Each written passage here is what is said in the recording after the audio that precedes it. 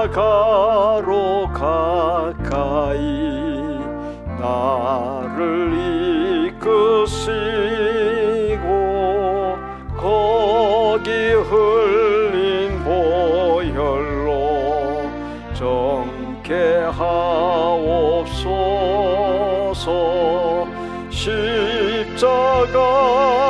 십자가 무한 영광일세. 요단강을 건넌 후 영원한 시건네. 십자가에 가까이 내가 떨고 섰네. 거기 있는 새벽별 내게 비추시네.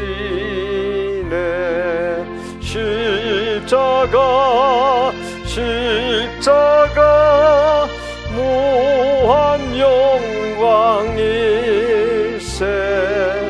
요단강을 건넌 후 영원한 시길세. 십자가로 가까이 가게 하시옵고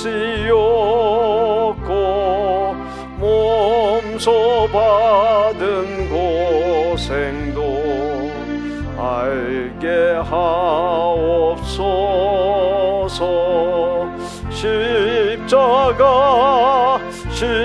십자가 무한 영광일세.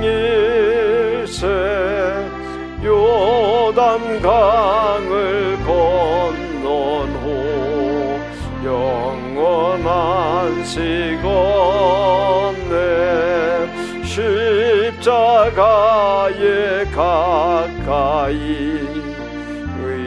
의지하고 서서 전국 이를 때까지 항상 머물겠네. 십자가 무한 영광일세. 요단강을 건넌 후 영원한 시건네. 아멘. 살아계셔서 역사하시는 하나님 아버지, 어둠을 걷어내고 이 새벽에 주님 앞에 머리 숙여 기도하게 하심에 감사드립니다. 바쁜 일상 속에 무뎌졌던 영혼이 주의 말씀으로 깨어나게 하시고 기도로 하루를 여는 이 시간을 하나님께 올리오며 주님과 함께 시작할 수 있도록 인도하여 주시니 감사드립니다. 주님, 우리가 살아내야 하는 이 세상이 때로는 참으로 고단하고 육신의 아픔으로 좌절되기도 하고 가족 간의 뜻하지 않은 갈등으로 아파하고 세계 곳곳에서의 전쟁과 불확실한 경제 상황으로 저희가 힘들어하는 모든 순간에도 주님은 우리를 언제나 돌아보시며 큰 근심 중에도 큰 위로 되시는 하나님, 오직 주님만을 바라보기를 원하오며 주의 날개 아래 우리 모두를 인도하여 주시옵고 현재의 고통이 더 큰 성숙을 주실 것을 믿으며 인내하며 하나님의 계획을 믿는 우리 모두가 되기를 소망합니다. 오늘 하루도 주님 손에 맡깁니다. 말씀으로 우리의 걸음을 이끌어 주시고 성령으로 우리의 마음을 채워 주시옵소서. 이 모든 말씀 우리를 위해 생명을 내어주신 예수 그리스도의 이름으로 기도드립니다. 아멘.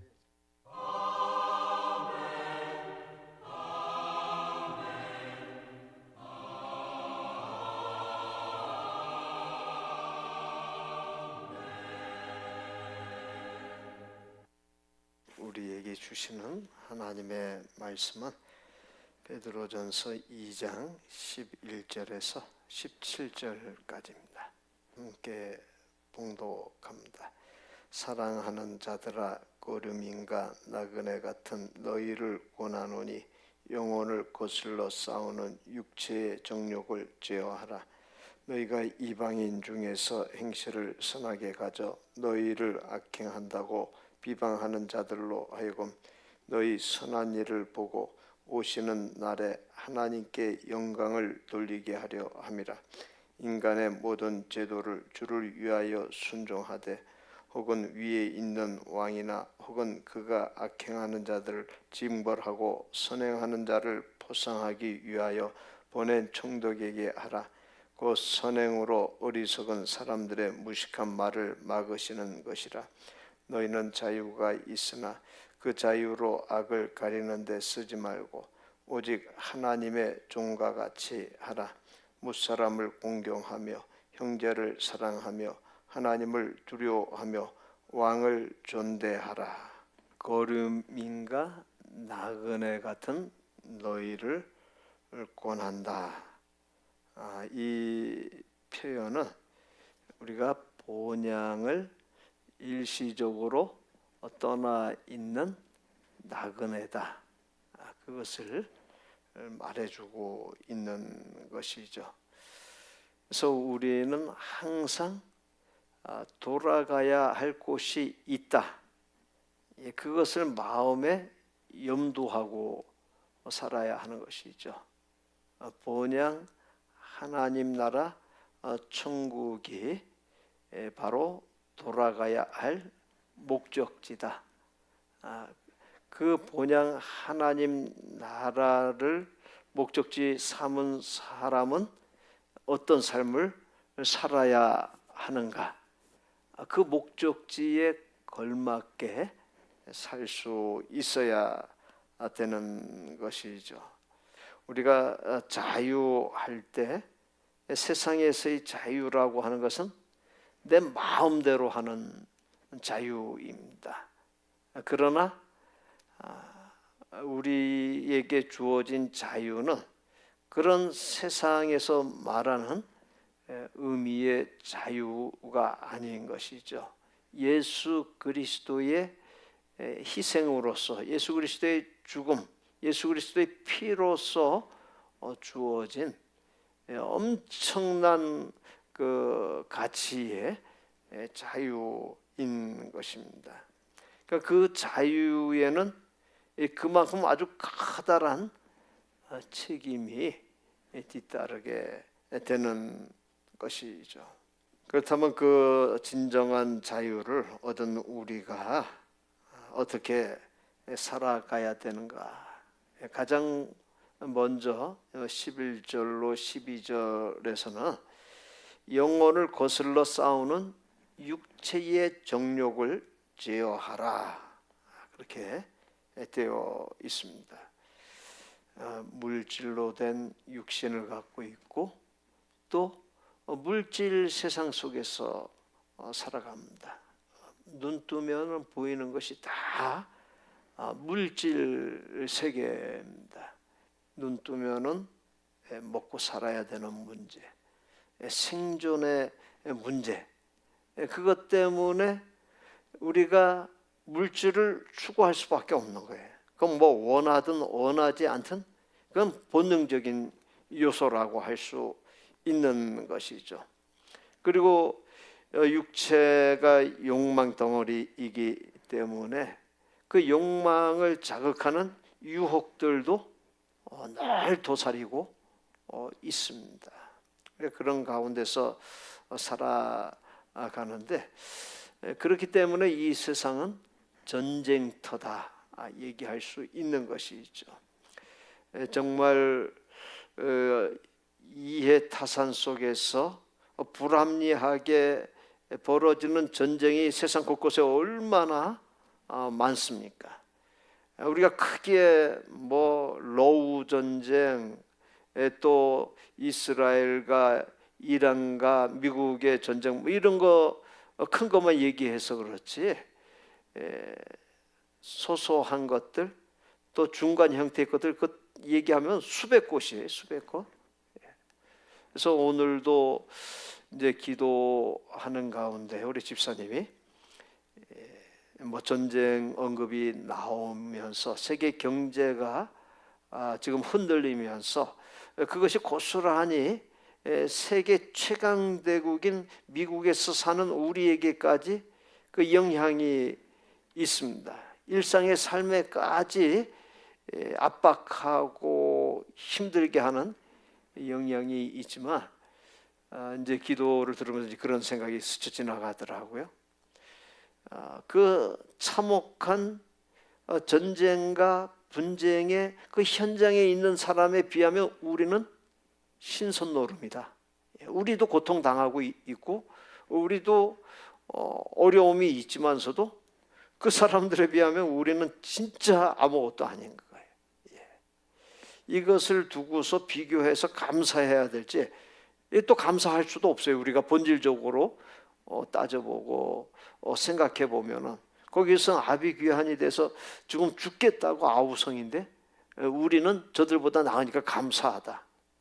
이건 진정한 감사가 될 수가 없는 것이죠.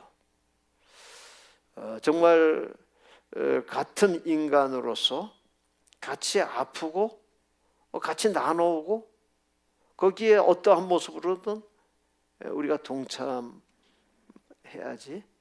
그것이 하나님의 사람으로서의 도리다. 그렇게 얘기할 수 있는 것이죠.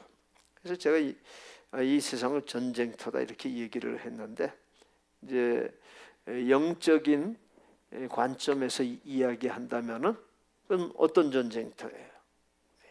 영적인 전쟁터인 것입니다. 보이는 현실과 어떤 외적인 것, 외형적인 것과 우리가 싸우는 것보다도 우리의 내면에서 일어나는 그러한 것들하고 싸우는 요소가 어떻게 보면 더 많아요. 그래서 영적인 전쟁터다. 어떻게 보면 사람 살아가는 모든 것이 자기 자신과의 싸움, 자기 자신과의 싸움에서 이기는 사람은 그만큼 더 성공하고 더 앞질러 가고 그런 측면이 있죠. 자기 자신이 하고 싶은 대로 욕망 따라 살다 보니까 이제 실패하는 거예요. 더 앞서가지 못하고 처지게 되고 그런 것이죠. 그래서 어떤 내면과의 싸움, 내면의 관리, 이것이 인생이 어떻게 되느냐, 이제 그런 것을 좌우하는 그런 측면이 있는 것이죠. 그래서 베드로는 분양 떠난 나그네라는 사실을 잊지 말고 영혼을 거슬러 싸우는 육체의 정욕을 제어라. 육체의 정욕은 항상 영혼을 거슬러요. 영적인 삶을 살지 못하게 하고 육적인 삶, 눈에 보이는 것 중심의 삶, 그리고 내 욕망을 추구하려고 하는 그런 삶을 살게 하다 보니까 늘 우리 안에서는 이 두 가지 요소가 작용하는 거죠. 마찰하는 것이죠.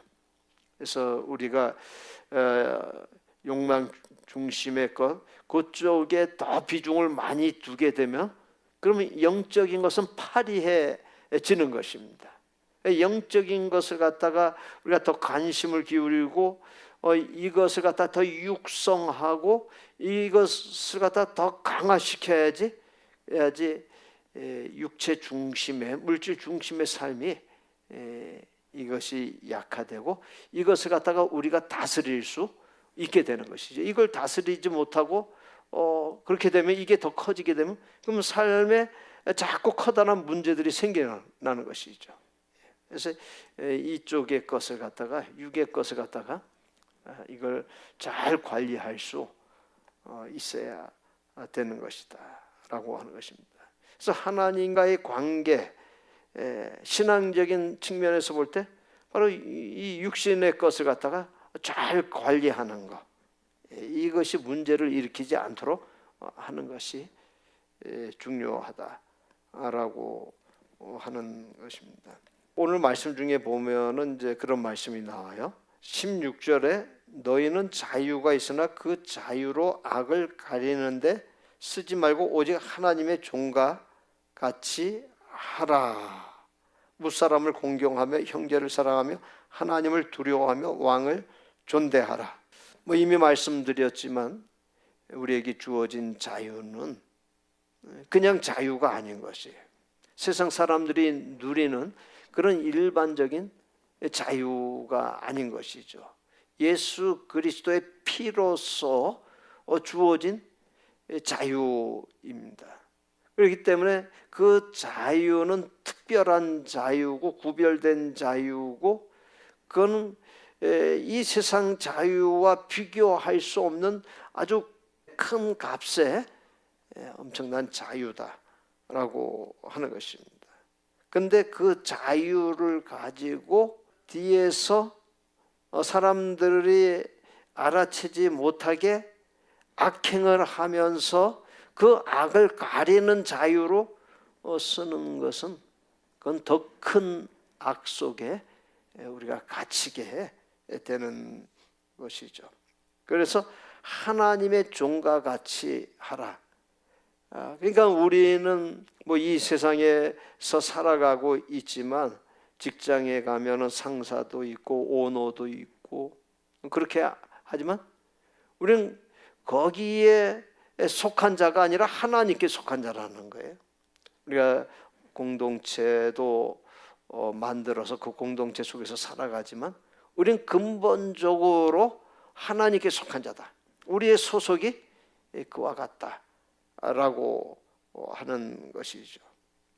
그래서 하나님의 종답게, 하나님의 사람답게, 천국의 시민권자답게 살라고 하는 것입니다. 7절에 열거한 것 중에서 하나님을 두려워하며, 이 말씀이 무척 중요하죠.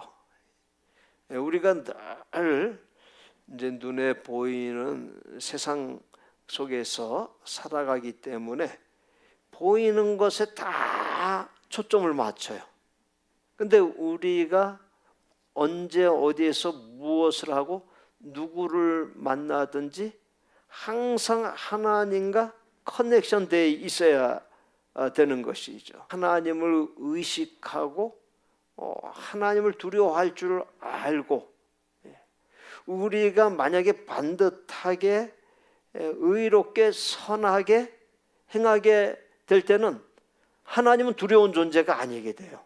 하나님은 늘 의식하면서 살아가지만 그때는 하나님이 너무 정다운 존재가 돼요. 아주 자상하고 인격적인 아버지, 나를 가장 사랑해 주는 아버지, 그런 존재로 우리에게 다가오죠. 그러나 우리가 엉뚱한 삶을 살아가게 될 때는 그 하나님은 두려운 존재가 되는 것이에요. 근데 뭐 이렇든 저렇든 간에 우리가 하나님을 두려워할 줄 안다라고 하는 것은, 하나님을 그렇게 의식한다라고 하는 것은 우리가 엉뚱하게 살지 않겠다라고 하는 의미가 거기에 담겨 있습니다. 그래서 우리는 오늘 말씀을 대하면서 우리에게 주어진 자유를 어떻게 누릴 것인가, 그것을 늘 곰곰이 생각할 수 있어야 되겠습니다. 그 한 신학자가 그 영적인 고뇌, 그것을 이제 이야기하고 이제 그러한 모습으로 살아갔는데 우리도 고뇌할 수 있어야 돼요.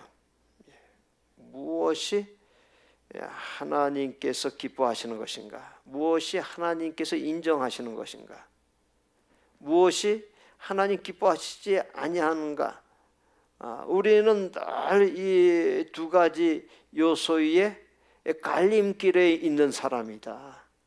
그래서 우리가 무엇을 선택하느냐에 따라서 선을 선택하기도 하고 악을 선택하기도 하고 본질을 선택하기도 하고 비본질의 것을 선택하기도 하고 그렇게 되는 것이죠. 그래서 우리는 고뇌할 수 있어야 됩니다. 어떤 것을 우리가 붙잡을 것인가 고뇌하면서 우리의 길을 참되게 나아갈 수 있어야 합니다. 12절에 보면은 이방인 중에서 행실을 선하게 가져 너희를 악행한다고 비방하는 자들로 하여금 너희 선한 일을 보고 오신 날에 하나님께 영광 돌리게 하려 함이라. 이방인 중에서 선한 행실을 가져라. 지금 이방인들은 이 디아스포라 유대인 이방인 기독교인들을 향해서 뭐라고 얘기합니까? 넌 크리스찬인 이 사람들이 크리스천에 대해서 얘기하고 있는 것은 이 사람들은 지금 로마 황제를 무시하고 그리고 반역하는 존재들이다. 그렇게 얘기를 해요. 그리고 지네들끼리 모여가지고 사람의 피를 갖다 마신다. 그걸 이제 성찬식 하는데 그 붉은색 포도주를 마시는 것을 사람의 피를 마시는 흡혈귀다. 이런 식으로 비난을 하는 것이에요.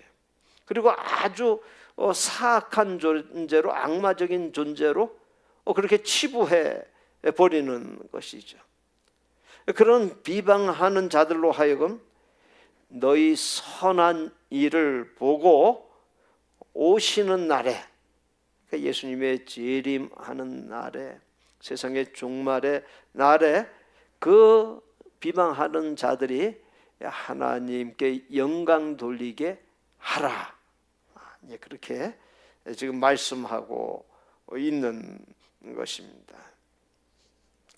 사실 우리 이 크리스천들의 윤리는 세상 사람의 윤리보다 훨씬 높죠.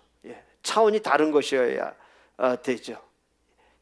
세상 사람보다 더 못한 윤리적인 모습을 가지고 있을 때는 그건 타겟이 될 수밖에 없어요.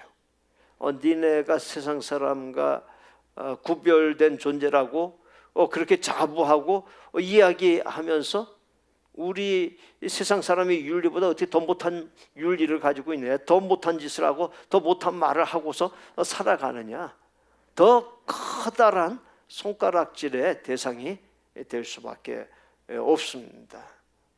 우리가 차별된 존재인 것을 얘기하면서 차별된 삶을 살아야 세상 사람들한테 인정받을 수 있고 존귀함 받을 수 있고 더 나아가서는 그들에게 감동을 주고 그들이 하나님 앞에 나아오도록 이끌 수 있는 것이죠. 그래서 오늘 말씀 대하면서 우리는 영적인 전쟁터에서 헛된 것과 싸우는 존재다. 비본질적인 것들과 싸우는 존재다.